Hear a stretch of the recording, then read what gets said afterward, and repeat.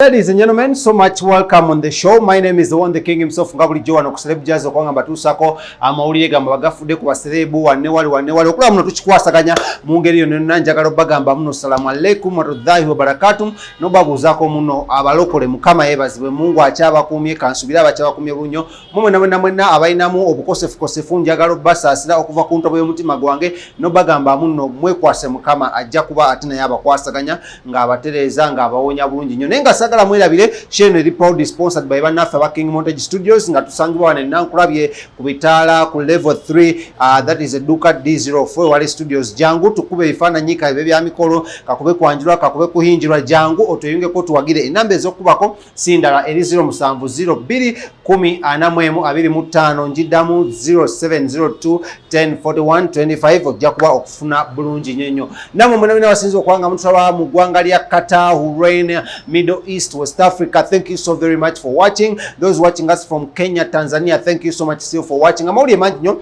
agenda maaso mu ggwanga lya Uganda wabula sikola nzeka nkola n'omukulu amanyidwa nga Salores yabirawo ku kamera kubanga akutuusako ebifaananyi ebyettabumuko nga bino naye nga yenze Kabaka Smith mungoberere ku TikTok ndiko nga one KingSmith ate wali ku Facebook ndiko nga KingSmith ku YouTube definitely subscribe, then ku Instagram tuliko ngatera still one KingSmith. So go there and follow me up, and then you'll be updated with the stories that are doing rounds on mugwanga lya Uganda wanne wali nenga just okwisamuko ku bice bigenda maaso omukulembeze w'eggwanga His Excellency Kaguta Museveni yayogeddeko eri eggwanga lye lya Afuga era lyatwala n'eri bannayuganda ku nsonga za security over the weekend. That was I think Saturday. Yeah, Saturday, yes. Yabaina yogera koko je tuli netulya yayogera era yakondeminga abantu abatulugunya abasibe abatulugunya ffe bakwatira ku makubo road blocks ezenjawulo bane mwegize nnyo okumanya amateeka because the more you do ekikuyambako nnyo okulaba mbuno wobanga bakutte you can still okubanga osaba permit y'omuntu oyo abakutte oba warrant gy'abakwatiddeko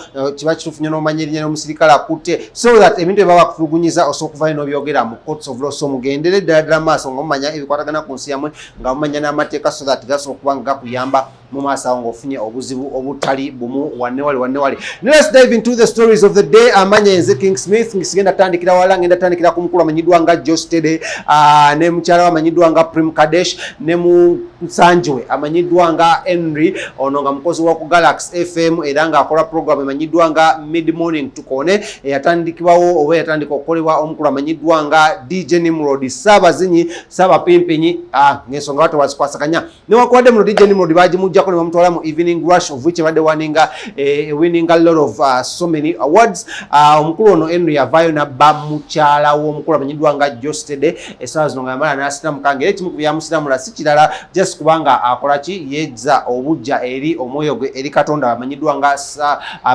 Allah subhanahu wa ta'ala. Sorry. Naye nga otolo badde bamanyi nnyo ku social media ezenjawulo. There was Twitter and then on Instagram otolo badde doing all around over the weekend okuva ku Friday nakoma okujjano otolo no nga luli kubanga muno ono nga alangira munne onanyini mukyala bwe bamubbako Kadesh Mama Rusania nga ya Geosteady yalangira Mr. Henry omuzinyi eyamubbako omukyala we mu nsonga mbuno ensonga ezamubyako sinyingi esooka ti Geosteady yabeeranga bize nnyo nga tawa mukyalo n'obudde bumala. Ekyokubiri mbu Geosteady yalinganga alaba nnyo sikaati mwawule ebigambo bino wammanga okuyisa sikaati n'okulaba ennyo sikaati yalinganga alaba nnyo sikaati kati ng'ebyo binyiiza nnyo primo. Ekyokusatu Geosteady ono mbuno mu nsonga za bedroom bully okitegedde Geosteady ono ensonga ze muno yalinganga omusajja wa kuba just first half second half nga tagikola kitagimalako okitegedde full match nga tagimalako nga primo kimusigala muli kimukola kimugira kimu kale byonna byandibaddeawo naye mbuno he wasn't financially supportive eri omukyala amanyidwa nga ani nga primo newankubadde nga yali yamusuubiza ensi neggulu nga mugamba bwe ndikwatayo nenfuuka omuyimbi owakabi I'll support you, I'll give you everything you want, I'll post you everywhere. Naye bya posting byakoma myaka gyadda danyonyonyo se choka ngovudde ku ebyo ne bagezaako okunoonya ku nsonga za bedroom awo ne zigaana. Laba little did Geosteady know that waliyo abasajja emmekete omusajja abalaasa waba akolamu mu maaso zaabwe era nga balungi nnyo mu nsonga zaki za bedroom nam something. So primo yagenda n'afuna ku musajja amanyiddwa nga Mr. Henry yawulira ku ddoboozi yo ku radio n'agamba this guy must be good netagomulabako, so he went there namulabako, they became friend. Ebyava mu byachali nga mulaba MC Cuts ne Karo just kuba chali ekyava mu chali n'atuuka n'abeera nga bakola bonna ku YouTube. After then namubira da, so they went on nebavinga trips ezenjawulo, Dubai, Qatar, ne bavaayo ne bagendako Nairobi, ne bagendako Mombasa. They were all over the place. So nakulweggulo olutalo lwa endinze up ku social media ku Twitter nga Geosteady alangira Mr. Hen nga mbuno ye watasobola kubeera watalina byakola wabula ebyokukola abirina Justin Buliri, n'agamba amuno omusajja ngoyo aba musajja nabakya omusajja kisasala.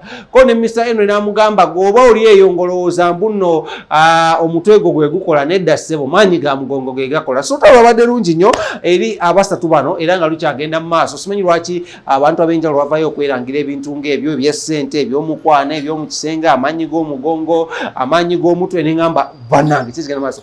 Ekyavuddeko ne Geosteady okuvayo n'agenda mu maaso n'apostinga akafaananyi ka mukyala we omupya, omukyala Omuyisiraamu oba yamuvaako n'okubanga amusiraamula, I am not sure, but yavuddeyo ne namupostinga ku Twitter ne ngamba ekintu kino nga kikoze kinga kitadde ku level ndala nnyo, naye nga ndowooza nkutwaleko mu bifaananyi by'abano atabamanyi kuli Geosteady, Mr. Henry, basinga bamukazaako lya Mr. Henry, then n'omukulu amanyiddwa nga Prem Kadesh newankubadde ekizigo ye baaba teyakigwamu bugwi yakinaaba bunaabi ngezeza kubanonyako nakwaliro.